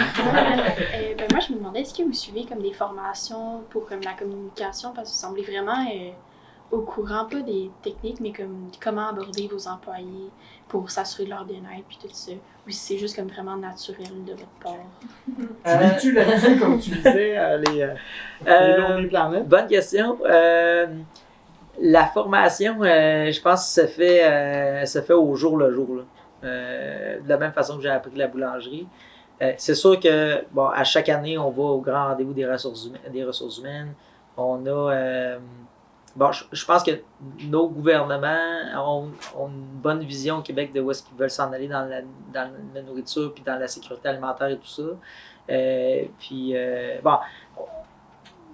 J'apprends c'est bizarre ce que je vais dire là, mais en lisant beaucoup en faisant beaucoup de demandes de subventions, puis en lisant un peu c'est quoi les priorités ministérielles, puis les priorités de nos gouvernements, mais de certaines entreprises aussi. C'est comme ça, je pense que j'apprends à... Puis j'ai appris beaucoup par mentorat. Donc, de voir ce qui se passait dans les belles entreprises ici qui fonctionnaient. Donc maintenant, je regarde les entreprises externes, les plus grandes entreprises, comment ils gèrent leurs employés. Ma belle-sœur est une des... je pense qu'elle est dans les 100 premières employées de Airbnb, donc elle est là depuis longtemps, elle vient des États-Unis. Elle a travaillé en Californie. Mon frère était en Californie aussi. Ils ont été au Japon aussi. Ils sont promenés beaucoup. Donc, j'apprends beaucoup des autres. C'est vraiment les rencontres. C'est pas tant me faire former que des rencontres que je fais. Puis j'en fais beaucoup. Donc, en faisant beaucoup de rencontres, je suis très intéressé à aller voir ce qui se passe ailleurs. Donc, j'essaie de, comme je disais un peu plus tôt, là, chaque fois que je vais visiter un endroit, je me questionne comment ça fonctionne au niveau des employés, des ressources humaines, autant le technique que l'humain, ça m'intéresse énormément. Donc, j'apprends beaucoup par observation. Plus que de la formation, j'ai pas le temps, on dirait, d'aller me prendre des formations. C'est tout le temps une question de temps, mais j'adorerais ça. J'en prends. C'est très rare que je prenne des formations. Quand j'en prends, wow, c'est super le fun, je devrais en faire plus souvent, mais c'est vraiment par observation. Oui? Justement, vous disiez que vous vous êtes promené un peu partout dans le monde, puis pour vous inspirer, apprendre des nouvelles comme techniques de résolution de problèmes, puis je me demandais si vous avez des conseils pour nous qui s'apprêtons comme à être déployés dans les hôpitaux de la Malbaie et Baie-Saint-Paul. Peut-être un conseil de comment est-ce qu'on devrait analyser un peu ce qu'on va voir, juste un peu vague comme question. Non, mais c'est sûr que les gens que vous allez rencontrer qui ont du charisme, puis ont de l'expérience, qui ont quelque chose à dire, qui ont quelque chose à raconter, c'est avec eux qu'il faut que vous appreniez. Ça, c'est sûr et certain. Que ce soit en entreprise, quand tu rencontres une personne, ou c'est tout le temps des personnes, donc tu rencontres une personne qui a quelque chose à dire, qui a vécu quelque chose dans sa vie, tu essaies de chercher, pourquoi le passé de l'aéronautique à la boulangerie, pourquoi, moi j'adore questionner puis avoir... ces gens-là souvent aiment ça raconter leur histoire parce qu'ils savent qu'ils ont fait quelque chose de bien puis ça peut aider d'autres personnes à faire. Donc c'est l'humain, là. C'est de réussir à trouver ces personnes-là dans vos environnements, puis de vous tenir avec, d'en faire des amis, des mentors, puis d'être gentil avec eux. Ça va beaucoup aussi. Et on souriait, le pourquoi, c'est le design thinking, l'empathie. Donc, questionner pourquoi tu fais ce que tu fais, qu'est-ce qui est important pour toi. Mais je pense que c'est un peu une des sources de mon succès, c'est d'être à l'écoute, mais de créer une chimie avec les gens, puis d'amener de faire en sorte que les gens soient à l'aise de parler avec vous, puis de donner de partager plus que de donner, mais de partager leur expérience. C'est vraiment ça. T'es pas une personne qui communique beaucoup par les courriels. Tu sais, quand c'est à l'étape d'être officiel, oui, mais sinon, tu sais, c'est le téléphone, on se rencontre en personne, fait que je pense qu'il y a quelque chose derrière ça aussi. Là. C'est juste que c'est pas bon pour la nerf d'Arnold, les courriels. Non, le moins possible. Non, je passe trop de temps à faire des budgets, puis de gérer des chiffres. L'ordinateur. C'est le fun. J'aime ça faire des tableaux Excel, de me projeter, puis de m'assurer aussi que les projets vont fonctionner. Puis faire plein de scénarios, c'est bien, là, mais ma conjointe Annick me le dit tout le temps, tu sais, Jean-Christophe, on sait pas ce que tu fais dans ta journée, tu es tout le temps au téléphone, tu es tout le temps en train de rencontrer du monde, mais c'est souvent, les chefs d'entreprise, c'est ce qu'ils font, c'est relationnel, là, c'est de la relation publique, puis c'est d'avoir des idées, de les partager, c'est ça notre rôle. Là. Oui, je parle beaucoup dans une journée. Est-ce qu'il y a d'autres questions, Nathalie? C'est question commentaire, parce qu'hier, on a eu notre formation sur le leadership, on parlait des qualités de leadership, puis je pense que la facilité d'approche qu'on a avec vous actuellement, votre ouverture et aussi toute votre authenticité, en tout cas, c'est très inspirant. Il y a quelque chose de vrai dans ce qu'on entend là, qui est très accessible et c'est... c'est l'accessibilité, c'est de se rendre accessible aux gens. Moi, je pète pas de la boue en disant j'ai une entreprise qui fait tant de millions, c'est pas important. Quand tu réussis à te mettre au même niveau que tout le monde, même idéalement même en dessous, pour relever les gens vont avoir confiance en toi, puis tu n'arriveras pas avec... c'est très rare que je m'habille... en fait, j'ai jamais mis une cravate de ma vie, puis j'ai un veston, c'est pas mon genre, je suis plus low profile. Les gens, j'aime ça, tu sais, que de me fondre dans la masse, puis de pas être... dans mon discours, là, le but de croître, c'est pas... c'est vraiment pas un power trip, là, loin de là. C'est beaucoup plus d'être entouré. Puis on a un autre projet présentement en Colombie-Britannique qui est de l'hébergement. C'est de se créer une petite communauté là, sur une terre là, pour peut-être ma retraite un jour. Mais c'est carrément le partage. Là. On a trouvé un beau spot, puis on construit des petites tiny houses. Puis l'idée là-dedans, c'est que on met toutes nos connaissances ensemble puis pour créer quelque chose de bien, mais il n'y a pas quelqu'un qui va être au-dessus de l'autre. Là. C'est vraiment de mettre notre expérience, nos connaissances, puis notre facilité. Il y a tout le temps quelqu'un qui est meilleur dans quelque chose plus qu'un autre. On met ça ensemble, puis ça fait que tout le monde en profite. Et tu vas construire le prochain Living Lab à Nelson? Peut-être. Ça serait très bon, ça. On va suivre ça, certain. La communauté, oui, on va suivre ça. Juste, on a un petit qu'on fait d'habitude là, en Zoom. Oui. Veux-tu faire la démonstration de ça? Oui. Dans le fond, à chaque fin d'entrevue, chaque personne qui a assisté doit nommer un sentiment, une émotion, comment ils se sentent, puis une chose qu'ils ont appris. Puis dans ce temps-là, c'est moi qui commence à faire un exemple, c'est ça?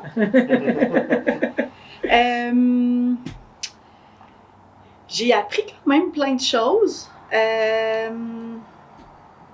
Est-ce que j'ai appris plein de choses? Je savais déjà plein de choses. J'ai envie de conter une anecdote.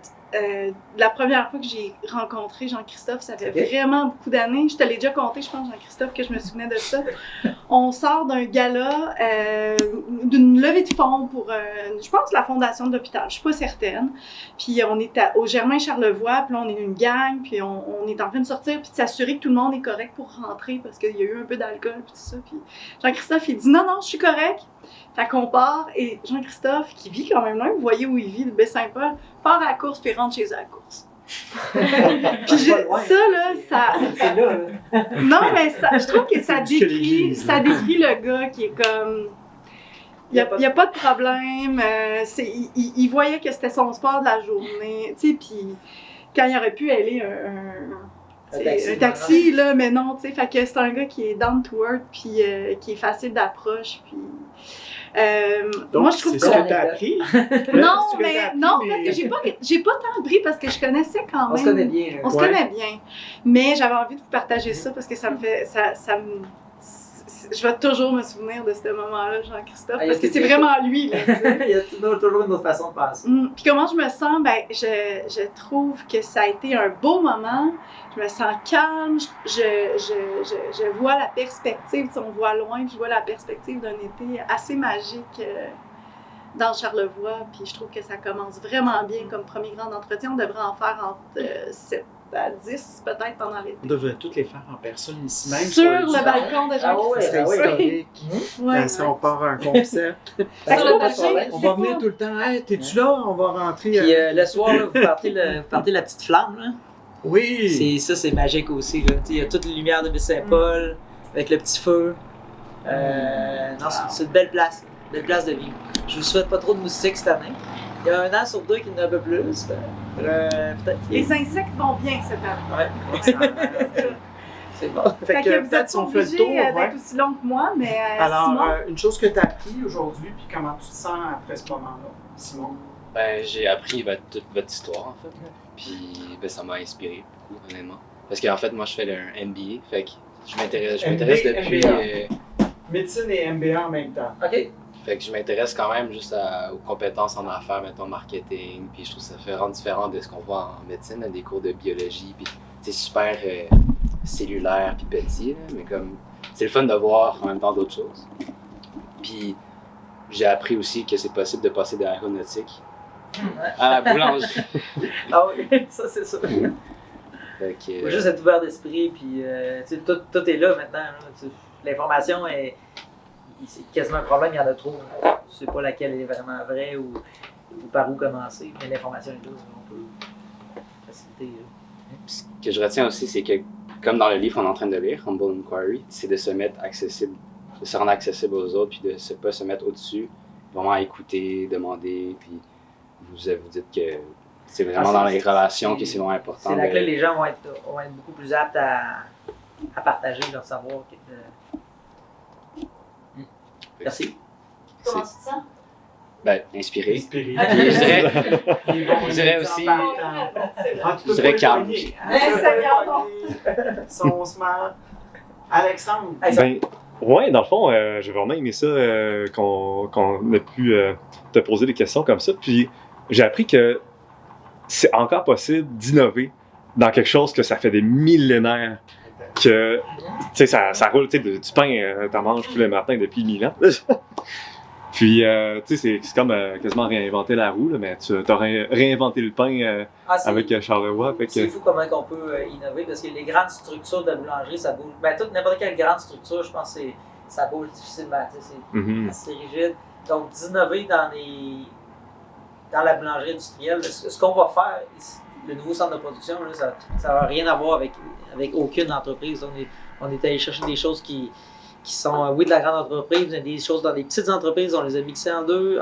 On va mettre un robot là où est-ce qu'il n'y en a jamais eu. Là, on n'en mettra pas où est-ce qu'il y en a d'habitude pour que le produit soit wow. T'sais.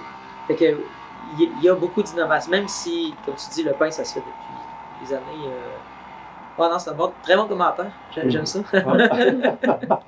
Ouais, parfait. Puis, comme Simon, là, je me sens très inspiré là, par ton histoire.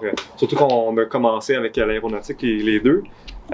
Puis, ouais, exact, le fait de la piscine. Là, Il me semble qu'il y a moyen de faire de l'aérospatial à l'université. Ouais. Groupe aérospatial. C'est un groupe étudiant. Là, on fabriquait des fusées. Des fusées. Pas des fusées quand on allait dans l'espace avec, là, mais quand même. Les lanceurs Ouais, à 10 000 pieds, 30 000 pieds. 30 000 pieds, ouais. Ouais, on brisait le mur du son. Fusée brisée aussi. Mais ça, c'est une autre histoire. OK. Fait que ouais, c'était bien le fun. On va s'en Ben oui, certainement. Ben oui. Jérôme? Moi, j'ai l'impression que ce que j'ai vraiment appris, c'est à quel point, genre, vous avez beaucoup de fierté pour votre région. Genre, j'ai vraiment trouvé ça beau à entendre, comme toutes les histoires, mais aussi, tu sais, ça paraît que, genre, vous êtes venu ici au début, vous n'étiez pas trop sûr, puis finalement, comme ça paraît que vous êtes vraiment amoureux de la région Charlevoix en tant que telle. Puis aussi, moi, j'étais un peu moins familier avec toutes les belles entreprises qui sont ici, puis j'ai vraiment trouvé ça beau. Puis... vous allez bien manger. C'est sûr et certain. Si vous voulez bien manger, vous allez bien manger. Puis je dirais que mon émotion, je suis vraiment reconnaissant pour le Living Lab, mais aussi comme votre super belle maison que vous nous accueillez. Là, c'est vraiment gentil. Puis... Ça fait plaisir. Ouais, mais moi, ce que j'ai appris, c'est que tout est possible. Genre, j'ai envie de finir ma pratique, aller pratiquer où que je veux. On dirait que je peux juste partir. Là. C'est ce que vous avez fait. Puis c'est vraiment inspirant. Puis mon sentiment, c'est genre... on dirait que j'ai envie de comme vivre, genre, on dirait que vous vivez comme à fond, puis genre, ça vous tente de partir 3 mois, vous partez. Je sais que c'est plus compliqué, mais genre, vous êtes votre propre boss, puis ça m'inspire beaucoup. Faut le créer. C'est pas facile de non, mais c'est pas point. Aujourd'hui, avant que vous arriviez, là, on essayait que les enfants finissent de trier leur bagage, faire leur chambre. À la boulangerie, il y avait des rencontres d'employés que je voulais faire avant de partir, je n'étais pas capable. La voiture est brisée, il faut que je la fasse réparer, il ne me reste pas beaucoup de temps. Les listes d'ingrédients envoyées à Toronto pour les essais que je fais dans quelques jours. C'est beaucoup de... On réussit à... Ça a l'air beau, là, on réussit à être 2 mois, 3 mois dans l'Ouest, là, mais il y a des petites sources, il y a des journées qui sont assez chaudes là, pour réussir à se rendre là. Mais il faut passer à travers, bien organisé, ça se fait très bien. Il faut le faire. Il illustre quand même quelque chose que je suis content que tu l'abordes, c'est que dans le leadership pour l'entrepreneuriat, il reste que un des concepts de ça qu'on n'a pas trop parlé hier dans notre formation avant-hier, c'est que ça prend du temps. C'est qu'il faut vraiment que tu mettes du temps. Si tu ne mets pas de temps, ça n'arrivera pas. Il faut juste que faut vraiment que tu sois prêt à aller à la guerre pour ce que tu veux vraiment. Dans n'importe quoi dans la vie. Il n'y a pas de... C'est drôle que tu parles de ça parce que la nouvelle génération, mes enfants, 17, 18 ans et moins, on dirait qu'ils veulent tout, mais sans effort. Ouais. Mais vraiment sans effort. J'espère qu'ils m'entendront pas. Je pense pas qu'ils vont me regarder. Mais... Non, mais les 1000 personnes qui nous regardent sur YouTube. On a eu des discussions familiales là, sur qu'est-ce qu'ils voulaient les enfants dans la vie. Là. Puis, c'était... ils voulaient ça. Donc, la belle maison, d'être capable de s'acheter le char qu'ils voulaient, mais sans travailler.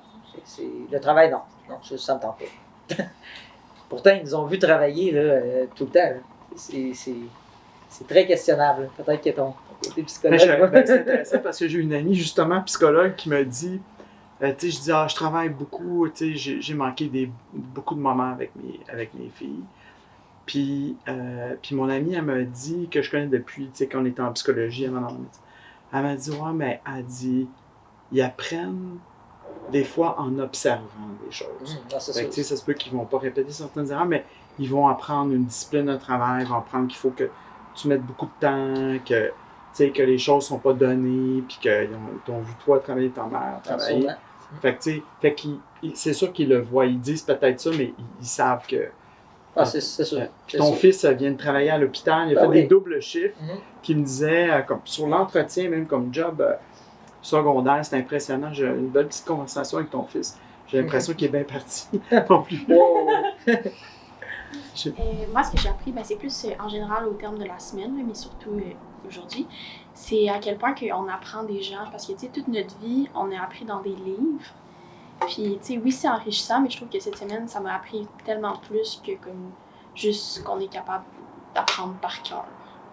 Donc, c'est ça. Ben, c'est tellement un bon point. Je suis content que tu l'amènes parce que le concept des grandes entrevues, tu sais, c'était conçu pour remplacer des cours. Fait que je pourrais inviter quelqu'un à donner un cours là-dessus, mais personne faut qu'elle se prépare, faut que, tu sais. Fait que souvent, c'est à la dernière minute, puis les gens vont en profondeur sur leur expérience de vie, puis racontent leur histoire, puis on apprend de ça, puis les gens disent, ben, moi aussi, j'ai appris un peu en parlant de mes affaires. J'ai appris à mon parcours, pourquoi j'ai fait ce que j'ai fait. À la fin, on va te demander ce que tu penses. C'est une excellente question. Donc, est-ce qu'on peut apprendre autant d'une personne qui a vécu beaucoup de choses que de lire sur un sujet? Intéressant. C'est le fun de varier aussi. Puis, comme émotion, ben, je dirais confiante qu'on va passer un bel été. Ouais. Ben, moi, ce que j'ai appris, je pense, c'est plus par rapport, comme vous avez l'air d'un passionné de la vie, mais aussi dans comme, ce que vous impliquez. Là.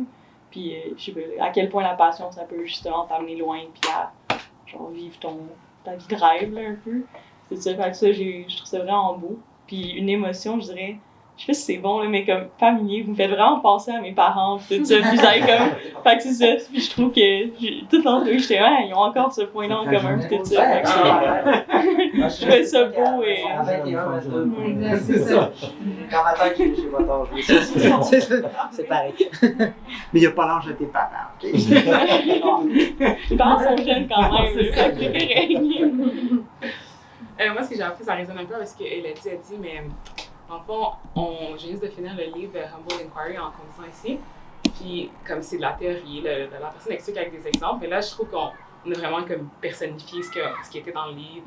Juste par le fait que je vous avais posé une question, puis la réponse que vous avez donnée, c'était comme un chapitre du livre, dans le sens que c'est de créer des connexions avec vos employés. Puis, fait que je trouve que c'est. Mon sentiment, je suppose que c'est comme. Je manque mes mots en français, là, mais amazement.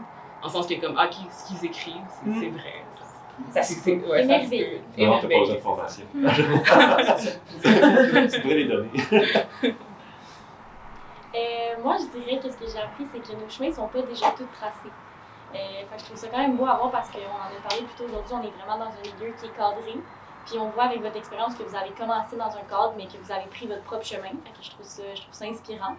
Mais s'il fallait que je dise une autre émotion qui a inspiré, ce serait inarrêtable avec ce que vous avez dit. On n'a pas de limite, c'est nous qui les place.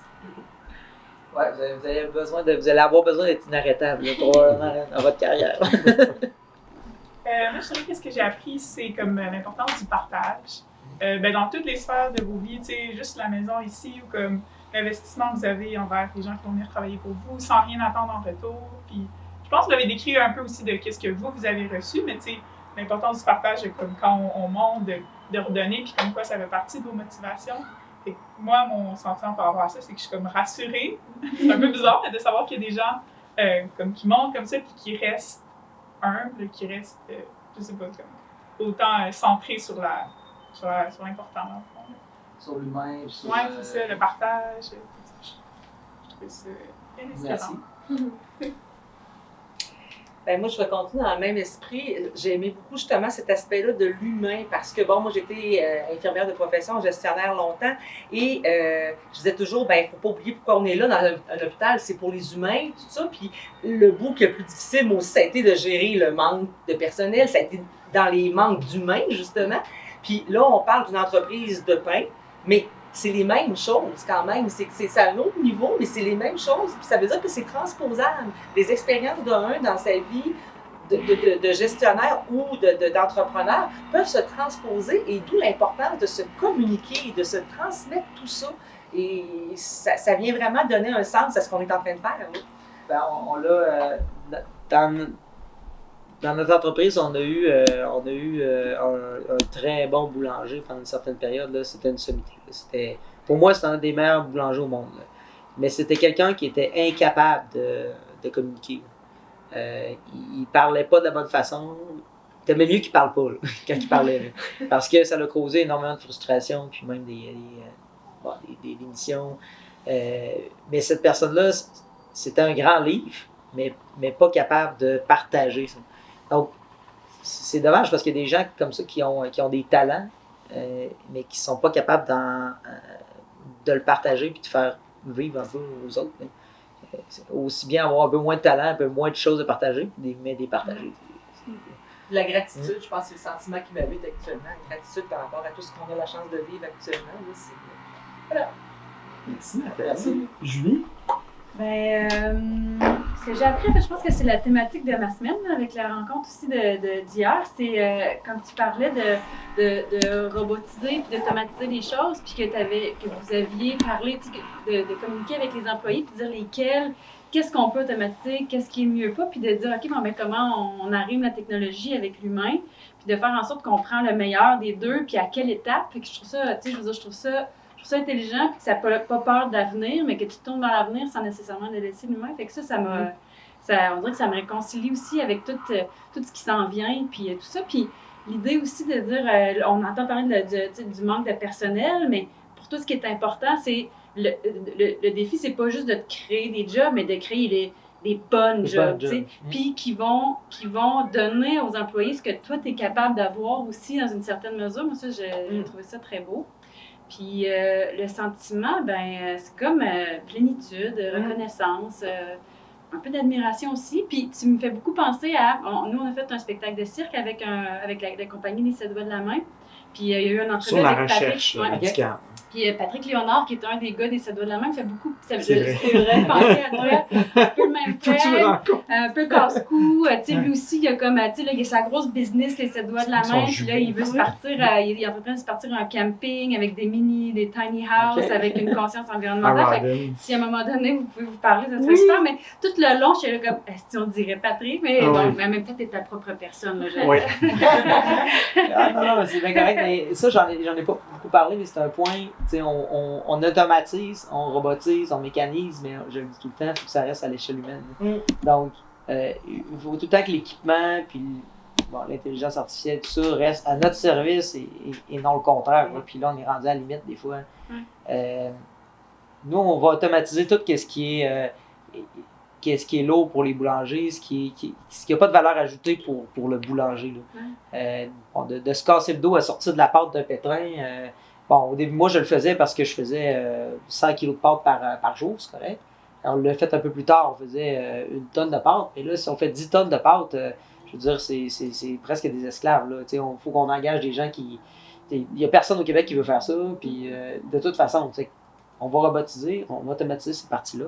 Mais... Ça te permet peut-être de faire quelque chose qui est plus... Mais les bons boulangers, eux, ils vont avoir à gérer une fermentation constante sur toute une ligne de production qui roule vite. Puis c'est un gros défi. Là. Donc, c'est ça. C'est de se servir de cette technologie-là, mais pas se faire dépasser par elle, qu'elle nous donne des contraintes. Ce qui se passe malheureusement avec les téléphones intelligents, on est rendu un peu esclave de ça. Là, c'est un exemple. On s'est fait engloutir par ça. Il ne faudrait pas que ça arrive avec d'autres technologies, c'est sûr. Il reste Mathieu. Mathieu? Yes. Écoute, moi aussi, j'ai été très inspiré par ton entrevue. Et puis, dans le fond, j'ai été rassuré aussi. C'est un mot qui m'est venu en tête quand je cherchais une émotion par rapport à ça. Étant donné ton dévouement pour tes employés, comment tu essaies de leur faire les meilleures conditions de travail et les meilleures conditions de vie, très inspirant. Et puis aussi ta façon d'être inspiré par la nature, de vouloir avoir des beaux paysages, beaucoup de... le champ libre, en fait, pour travailler, même quand on est sur un ordi, etc. Je trouvais ça très inspirant. Et puis, personnellement, en fait, le fait que tu ailles au BC, moi, ça me parle beaucoup, que tu partes 3 mois comme ça, puis que tu arrives à décrocher. Et puis moi, le rapprochement que je vois avec ça aussi, c'est que quand que tu fais des voyages comme ça t'oblige à fermer des dossiers, ça oblige à déléguer, dis-moi si je me trompe, hein, mais ça oblige à faire un autre type de gestion que j'ai l'impression que tu ferais pas si tu étais juste resté ici. Donc, voilà. À chaque fois que je pars, il y a des petites crises, il y a des gens qui sont moins confortables. Par contre, c'est sûr et certain qu'il y a toujours des gens en entreprise qui vont prendre la responsabilité qu'ils n'auraient pas prise si j'avais pas été ici. La première fois, moi et Yannick, on est parti de l'auberge, après ça, on est parti à chacun son pain, la boulangerie café qui s'appelle maintenant les Bonnieuses, là, sur la 138 à côté du McDo. Puis les 2 premières années, on n'était jamais sorti de là. C'était presque 24 heures sur 24. Puis Annick, elle a eu la bactérie mangeuse de chair. Elle a eu dans le cou en plus. Fait que c'est la première fois qu'on devait, comme d'urgence, partir. On est parti 2 semaines. Mais les employés, quand on est revenu, les employés ils étaient complètement différents. Là. Ils avaient pris des responsabilités, ils étaient sûrs de eux. Ça me conforte dans mon choix de partir. La veille de départ, c'est ça. Ouais, c'est ça. Ouais, le mardi. Fait que à la fin de tout, on tourne la table sur toi, puis on te pose la question qu'est-ce que tu as retenu de l'expérience aujourd'hui? Quelque chose de peut-être factuel. Et comment tu te sens? Ce que j'ai retenu de l'expérience, je pense, c'est que j'en fais pas assez des petites interviews comme ça, ou pas petites en fait, des grandes interviews. J'avais commencé à en faire avec les écoles avant la pandémie. Je faisais venir les jeunes à la boulangerie de la garderie, exemple. Puis j'adorais ça, partager cette expérience-là. Puis durant la pandémie, j'ai arrêté de le faire. Là. Moi, j'allais plus proposer ça. Fait que ça m'a redonné le goût un peu de partager mes expériences. Puis on a tout le temps, on a un petit peu le cœur d'aubergiste. Vous le vivez, là, on est des gens chaleureux, on aime savoir du monde chez nous. Donc ça me conforte aussi dans mon choix de dire, parce que je suis super content de vous accueillir chez nous cet été. Fait que je suis content de voir que ça m'intéresse encore d'accueillir des gens chez nous, puis de partager mon savoir. C'est un petit check, là, quelque chose que je veux continuer à faire, là, peut-être un peu plus. Merci de m'avoir invité. Ça me fait plaisir. Comment tu te sens? Je trouve que ça a vraiment bien été. J'étais pas tant stressé, mais je me dis, je suis tout le temps pareil, je me remets en question, j'ai-tu vraiment quelque chose à raconter? Ça va-tu être plate? C'est que là, je me sens soulagé. Soulagé, puis ça me donne l'énergie aussi que ce que j'ai vécu peut inspirer les gens. C'est vraiment valorisant. Valorisé, je me sens.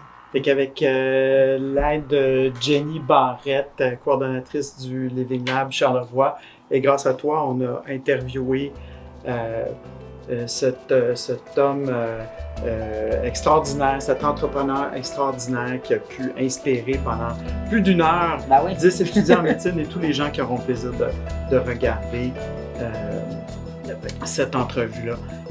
Donc, merci infiniment, Monsieur Lamontagne, de votre temps, et on va profiter bien de votre maison et on va avoir la chance de se reparler à votre retour, mais surtout, peut-être, lors de votre visite à Nelson, parce bien, hein, peut-être. On veut vous connecter avec des gens qu'on connaît bien. Ça serait le fun. Vive les rencontres. Ça serait super le fun. Merci beaucoup, Donc, merci à tout le monde. Merci à tout le monde.